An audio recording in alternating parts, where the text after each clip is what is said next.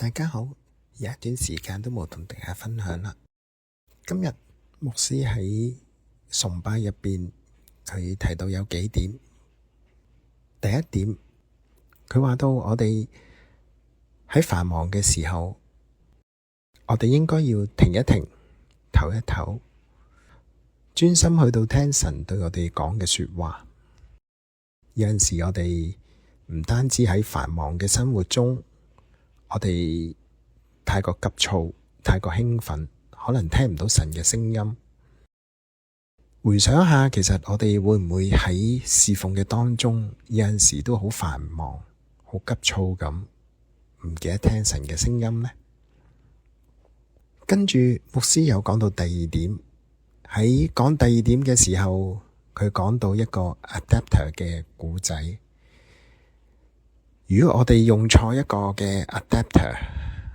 我哋去到接收嘅時候就可能有問題。我哋要為我哋個電話嚟到去充電嘅時候，如果我哋用錯咗一條線，或者係我哋用嗰條線嘅時候，我哋個 adapter，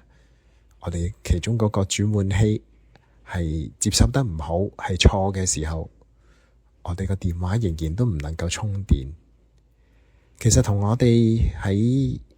日常生活中聽神嘅道都一樣，有好多時候我哋唔係直接嘅嚟到去連接神，我哋靠嘅係一啲嘅 adapter， 其中包括可能我哋星期日聽嘅講道，我哋團契嘅查經，我哋聽人嘅分享，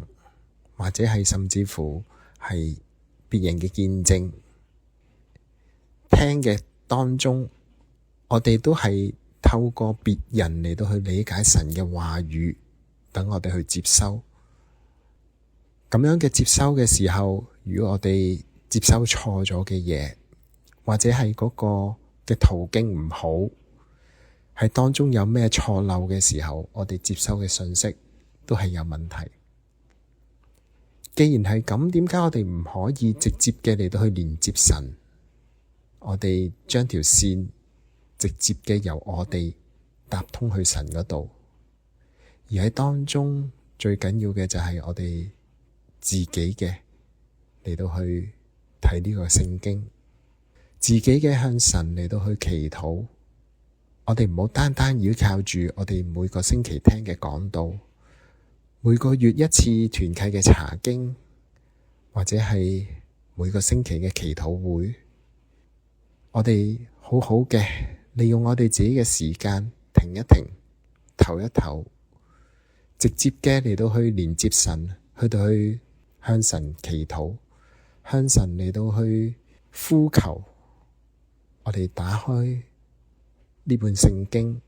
嚟到去睇佢自己嘅說話，睇下佢有咩嘢能夠係直接嘅對我哋講，咁樣唔係更加好咩？去到呢度嘅時候，雖然牧師有講到第三點，但係我唔想再做呢一個嘅 adapter。大家有興趣嘅可以自己 click 落去下邊條 link 嗰度，重新嘅聽一次牧者喺當中對我哋講嘅嘢，我哋自己嘅嚟到去領受下神對我哋有咩說話。而更加重要嘅，我哋透過我哋自己同神嘅關係嚟到去睇下神有咩嘢可以係直接嘅同我哋自己講。多謝大家，我哋下次再一次嘅分享。